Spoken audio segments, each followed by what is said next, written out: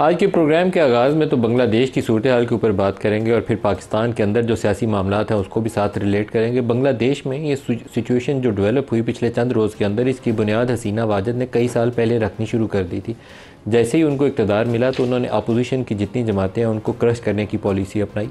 खालिदा ज़िया हो या जमात इस्लामी के सरकर्दा बाद ज़ईफ़ुल उमर लोग जिनको जेलों में और कैदोबंद की सोबतें बर्दाश्त करना पड़ी, वो सारा इसी पॉलिसी का हिस्सा था। कईयों को फांसी के फंदे पर चढ़ाया गया और छोड़ा नहीं उन्होंने अपना एक भी सियासी मुखालिफ जो उनके ख़िलाफ़ आवाज़ उठा सके।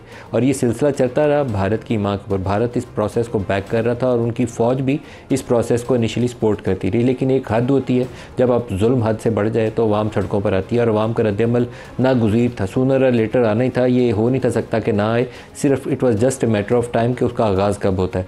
ट्रिगर उसके लिए खुद हसीना वाजिद ने प्रोवाइड किया।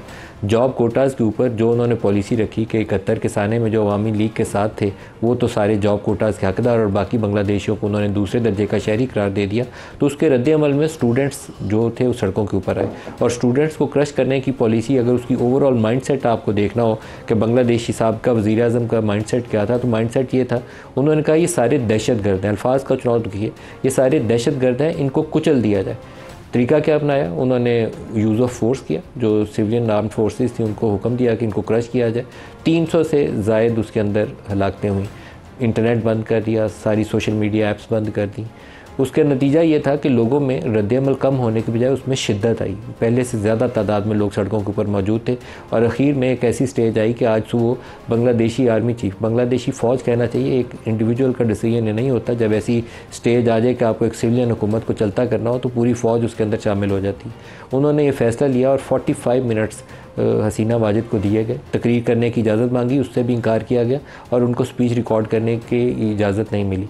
बांग्लादेशी आर्मी ने उनको एक सहूलत दिया कि उनको सेफ़ पैसेज दिया। एक मिलिट्री हेलीकॉप्टर के ऊपर उन्होंने बांग्लादेश छोड़ने में आफियत समझी और जाए पनाह कहाँ ढूंढी, वो भी एक एम्बैरसिंग रिपोर्ट है। जो अभी तक की इतलात ये हैं कि उन्होंने पहले अगरतला जाने का फ़ैसला किया, फिर दिल्ली में लैंड किया और अभी एक इंडियन टीवी चैनल है रिपब्लिक टीवी जो ये रिपोर्ट कर रहा है कि उनकी एयरपोर्ट के ऊपर ही, एयर बेस के ऊपर ही अजीत डोवल के साथ मुलाकात जारी है और हो सकता है कि उनकी अगली मंजिल जो है वो या बरतानिया हो या अमेरिका हो या कोई और मुल्क हो, क्योंकि शायद भारत उसको सियासी पनाह के ऊपर वहाँ जाए पनाह प्रोवाइड करने से गुरेज़ करे। गुरेज़ क्यों करे, उसकी भी पीछे एक लंबी हिस्ट्री है कि बाज़ जो इंडियन स्टेट्स बांग्लादेश से बॉर्डर करती हैं वहाँ अलहदगी की तहरीकें चल रही हैं और हसीना वाजिद कई सालों के साथ भारत को सपोर्ट करती थी उन तहरीकों को क्रश करने के लिए। लॉजिस्टिकल सपोर्ट जो थी वो भारतीय सरजमीन से, बांग्लादेशी सरजमीन से उन भारतीय रियासतों को जाती थी ताकि इंडियन आर्मी उन तहरीकों को काबू कर सके। ये वो सूरत हाल है जिसको इंडिया नहीं चाहेगा कि जो भी हुकूमत वहाँ बरसरे इक़्तिदार आती है हसीना वाजिद के बाद, उनसे इतने तनाव वाली कैफियत या इतने बुरे ताल्लुकात पैदा कर ले कि ये उनका रास्ता बंद हो जाए। नई हुकूमत क्या करेगी? क्या वो पाकिस्तान के साथ वैसा ही मुखासमाना रवैया अपनाएगी जैसे हसीना वाजिद का था? मेरा नहीं ख्याल है, क्योंकि हसीना वाजिद एक्सट्रीमिस्ट माइंडसेट की या एक बदले वाली जो सोच होती है ना, उसके अंदर वो आग जल रही होती है, वो वाली कैफियत उसके ऊपर हावी रही। 2009 से वो इक़्तिदार में थी लेकिन उसके अंदर तब्दीली हमने नहीं देखी। एक चीज़ वहाँ हुई है कि बांग्लादेश के अंदर उन्होंने हसीना वाजिद के दौर के अंदर ही अपनी बरामदात को खातिर खा तौर पर बढ़ा लिया, तकरीबन डबल कर लिया। पाकिस्तान की अगर 30 अरब डॉलर हैं तो वो 50-55 अरब डॉलर पे बैठे हुए हैं। ये वो तरक्की है जो बांग्लादेश को सपोर्ट करती है। लेकिन एक डिक्टेटोरियल रजीम जिसने पूरी अपोजिशन को क्रश कर दिया, वहाँ पर एक खाना जंगी वाली कैफियत पैदा कर दी, पोलराइजेशन पूरी सोसाइटी में पैदा होगी।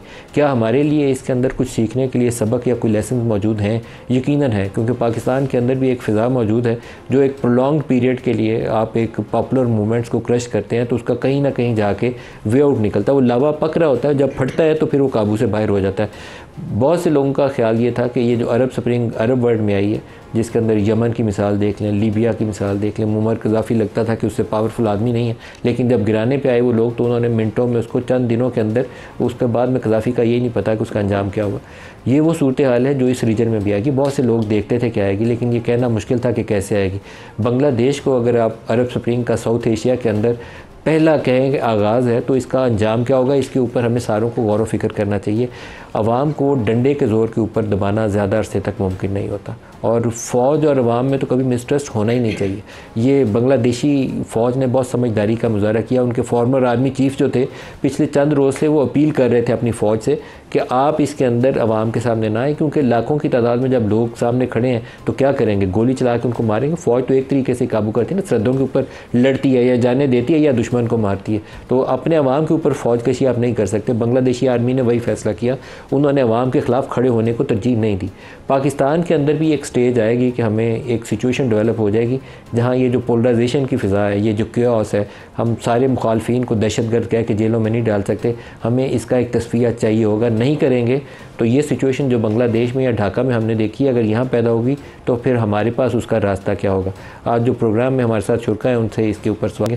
दो और आज के दिन की डेवलपमेंट्स हैं। एक इमरान खान का इंटरव्यू है जो उन्होंने रॉयटर्स को दिया। उन्होंने जो अल्फाज का चुनाव किया है वो बड़ा इंटरेस्टिंग है। उन्होंने कहा कि बहुत ही कोई बेवकूफ़ शख्स होगा जो फ़ौज से अच्छे ताल्लुकात नहीं चाहेगा। वो अपनी एक विंडो फ़ौज के लिए दोबारा ओपन कर रहे हैं। दूसरी तरफ से उस खुले दरवाजे को कोई रास्ता देखते हुए कोई बातचीत करने पे तैयार है या नहीं, अभी ये कहना बहुत कबलस वक्त है। लेकिन इमरान खान अपनी रिपीटेडली पिछले चंद रोज़ के अंदर अपनी पोजीशन या पॉलिटिकल स्टैंस के अंदर तब्दीली ला रहे हैं। फ़ौज की तरफ से आज DGISPR की प्रेस कॉन्फ्रेंस थी। आज यौम इस्तेहसाल कश्मीर भी है। 5 अगस्त 2019 जब भारत ने एक ग़ाज़बाना जो आपका कब्ज़ा पहले ही है उसको स्पेशल जो स्टेटस था कश्मीर की खसूसी हैसियत थी वो इंडियन कॉन्स्टिट्यूशन के अंदर वो शिकें ख़त्म कर दी, तो उसके हवाले से आज उन्होंने इजहार ख्याल भी किया।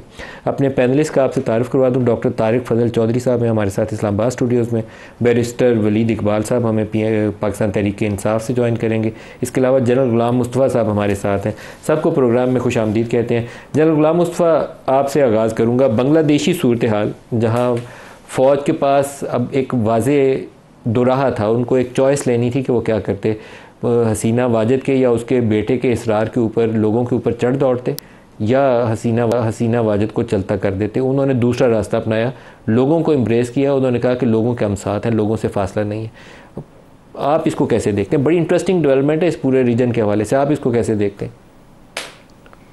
देखिए, एक तो बड़ा वाज़ेह है कि बांग्लादेश में जब अवाम ने महसूस किया कि उनके साथ जो कुछ भी हो रहा है वो उसको पसंद नहीं कर रहे, तो अवाम खड़े हो गए उसके लिए। और अवाम का खड़ा होना हुकूमत के लिए नमा फिक्री होना चाहिए। हसीना वाजिद गुज़श्ता जितने भी उनका दौर रहा है उसमें इस्तेहसाल तो बड़ा एक छोटा सा लफ्ज़ है जो इस्तेमाल करेंगे हम उसमें। उन्होंने बाकायदा लोगों को बेगुनाहों को फांसी के तख्ते पर चढ़ाया, बड़ा इस पर फ़ख्र किया उन्होंने। और जिसकी वजह से एक जो राइट विंग जो उनका अनासर थे वो पहले ही उनके बहुत ख़िलाफ़ थे और उन्होंने कई दफ़ा इसका मुजाहरा भी किया। तो अब जो सूरत हाल बनी है इसमें तो ये तो बड़ा वाज़ेह है कि फ़ौज पाकिस्तान के पास फ़ौज जो बांग्लादेश की फ़ौज है उनके पास तो रास्ता और कोई नहीं था। अवाम के सामने, जैसा आपने कहा अपने इब्तिदाइये में, बिल्कुल अवाम खड़ी नहीं हो सकती। अवाम के सामने फ़ौज कभी खड़ी होना चाहिए ही नहीं है। और जब भी कहीं अवाम का या फ़ौज का आमना सामना होगा तो बहुत नुकसान सबका होगा। ख़ास तौर पे उस मुल्क का अगर ये बांग्लादेशी फ़ौज अवाम के सामने खड़ी हो जाती तो खून खराबा भी होना था और जो अभी चांस है कि वो अपने आप को रिकवर कर पाएंगे वो चांस बिल्कुल ख़त्म हो जाता। तो बदकिस्मती ये है कि हम इस बात को किस तरीके से देख रहे हैं। हमें देखना ये चाहिए कि फ़ौज पाकिस्तान के दरमियान जो अवाम के दरमियान जो फ़ैसला पैदा करने की कोशिश की जा रही है कि कौन से ऐसे अनासर हैं, क्या उनकी हम सरकोबी करने के लिए क्या तरीक़ेकार इख्तियार करना चाहिए, क्या एक ऐसा दाह अमल तैयार होना चाहिए जिससे ये मामलात यहाँ तक ना पहुँचे। मैं तो यहाँ तक भी कहने को तैयार हूँ कि DGISPR को ये जो प्रेस कॉन्फ्रेंस करनी पड़ रही है बार बार, इसमें मुझे हुकूमत नज़र नहीं आ रही हमारी। और ये जो एक वाइड है अवाम के दरमियान और आपको नज़र आ रहा है और हुकूमत के दरमियान।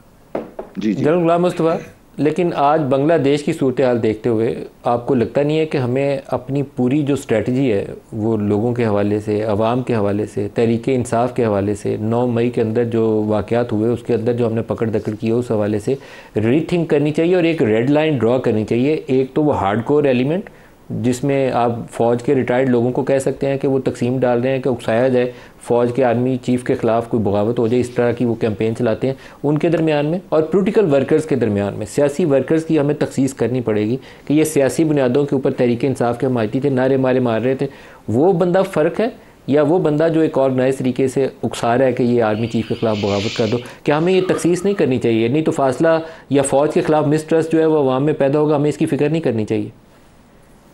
हमें बहुत फिक्र करनी चाहिए। कोई फ़ौज अवाम की टोटल सपोर्ट के बगैर लड़ नहीं सकती। लड़ती है तो पूरी कौम लड़ती है, और फौज से उसके हाथ में, कौम के हाथ में एक हथियार इसे इस्तेमाल होना चाहिए। बिल्कुल आपकी बात सही है कि ये जो फासला पैदा करने की कोशिश की जा रही है, जो करने वाले जो अनासर हैं, ऐसे जो तमाम अनासर हैं जो हार्ड कोर, जिनका चाहे 9 मई से ताल्लुक़ है या दूसरे वाक़यात से ताल्लुक़ है, इन सब का और बाकी लोगों का हमें तस्दीक कर लेनी चाहिए थी और कर लेनी चाहिए। ये वो जगह है जहाँ पे मैं ये समझता हूँ कि हुकूमत वक्त का बहुत मेजर रोल होना चाहिए, और हुकूमत अपना रोल पे करते हुए नज़र नहीं आ रही। हुकूमत, मैं इसलिए बार बार हुकूमत का नाम ये ले रहा हूँ कि भाई आप देखिए, हमला तो करने वाले हमला कर रहे हैं, चाहे वो सोशल मीडिया के थ्रू कर रहे हैं, तकरीरों के थ्रू कर रहे हैं, राइटअप के थ्रू कर रहे हैं। उनको रोकने के लिए, अवाम के जहनों से ये बात निकालने के लिए कि भाई ये जो चीज़ है ये सही नहीं है, ये हुकूमत वक्त का काम है, क्योंकि वो एक मैंडेट लेके आई हुई है, उनका काम है ये बैठ के बात करना। ये और ये जो फौज जब ये बातचीत करती है तो लोग उसको किसी और नज़र से देखते हैं इसको सारे।